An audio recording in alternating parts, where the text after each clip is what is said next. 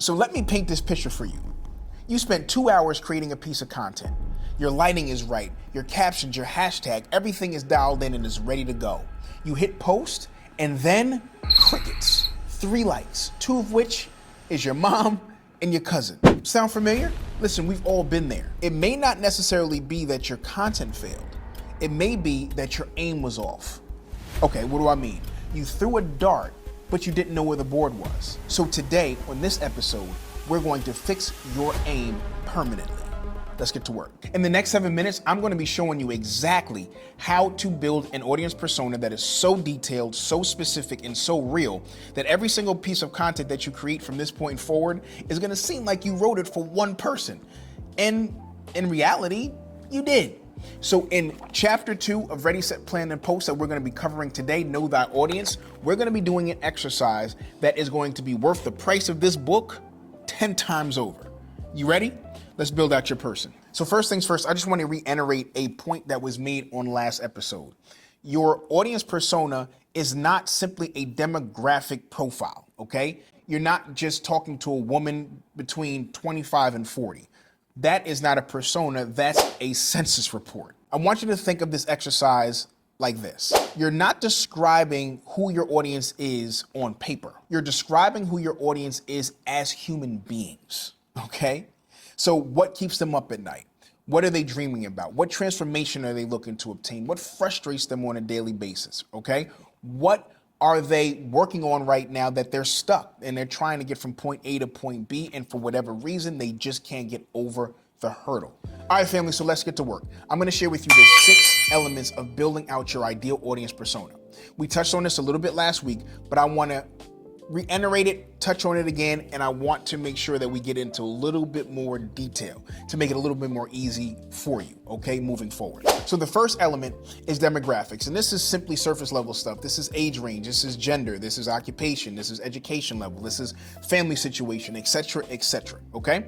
But here's an example. So say that you're speaking to a woman. Listen to the specificity of this. She's 34, she's a working mom in Atlanta. She runs a small coaching business on the side of her 9 to 5. She makes about $60,000 a year, and she's trying to get to 6 figures. You see how specific that is? Now you know what her pain point is. She's trying to get to 6 figures. So how can you get her from 60,000 to 6 figures, right? This becomes the foundation by which you can begin to build content around that's going to help her get from 60,000 to the 6 figures that she desires to get to. Element number 2 is hobbies and interests. Simply put, what is our person doing when they're not working? When they're in their off time? Are they watching Netflix? Are they just chilling? Are they reading a book? Are they listening to a podcast? Are they hiking? Are they biking? Are they swimming? Are they playing some sort of sport? Are they traveling? What are they doing? This is going to help you to be able to speak their language, so to speak. And you'll be able to have some insight as far as the culture that they're already tapped into or a part of. Element number 3, their challenges. Look, this is where it really gets real, okay? My very first business coach, shout out to Marcus Roger.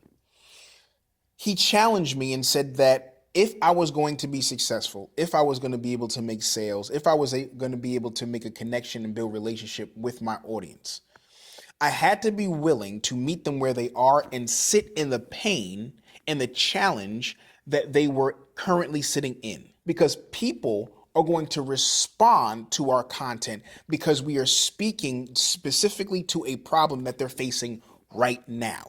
And the 4th element is goals. Where does your ideal audience want to be in the next 6 months, year, 5 years, 10 years?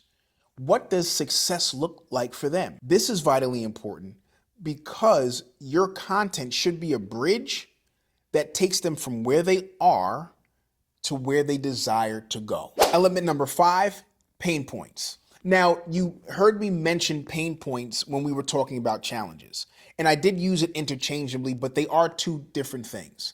So challenges are more so like obstacles, okay? Pain points, however, are the emotional influence or impact that those challenges are having on your person. For instance, I'm talking about the frustration that comes along with those challenges. I'm talking about the embarrassment, the fear of judgment, the comparison trap, the feeling of being behind, right? These are the pain points that these obstacles or challenges are causing your person. So your content should not just talk to the problem, your content should also talk to the pain points. Because when you're talking to their pain points, that's when they stop scrolling. And element number 6 is communication preferences. I would bet that you don't have content problems. You have distribution problems. You may be posting 60-second videos or 60-second reels, but maybe your audience likes written, or maybe your audience prefers a more of a tutorial type of format where you do a 20-minute YouTube video, or maybe they don't like written or video. Maybe they like to hear their content. And so because you're only doing it in one way, you're robbing yourself of the diversity or the complexity of different creative formatic ways that you can relate to your audience. And here's the last step, beloved. I want you to name your persona. When you create a piece of content, you're not just creating a piece of content for target audience A. You're creating this content to meet the need of Jerome, to meet the need of Rebecca.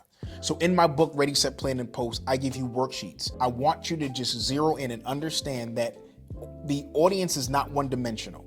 So allow yourself to really dig in deep in regards to the person or the individual that you're talking to. Because once you know who you're talking to, you will have unlimited content ideas because you will know what to talk about. So here's your action step for today. I want you to build one persona, just one, using the 6 elements that we just went through. And then I want you to take that persona write-up and I want you to apply it to your next piece of content. So the full audience personas are right here in chapter 2 of my book, Ready, Set, Plan, and Post, your step-by-step guide to showing you how to plan, strategize, and create your content with consistency and confidence, okay? So if you're serious about building out your personas so you can really dial in your content strategy, you're gonna wanna pick up a copy of that. You can go ahead in the link in the description. You can get a hard copy or you can also download the digital version as well. So as always, if this was a blessing to you, if you learned something, do me a favor, hit that like button, share this with somebody who needs it, and please consider subscribing to this channel because it's going to help me out tremendously.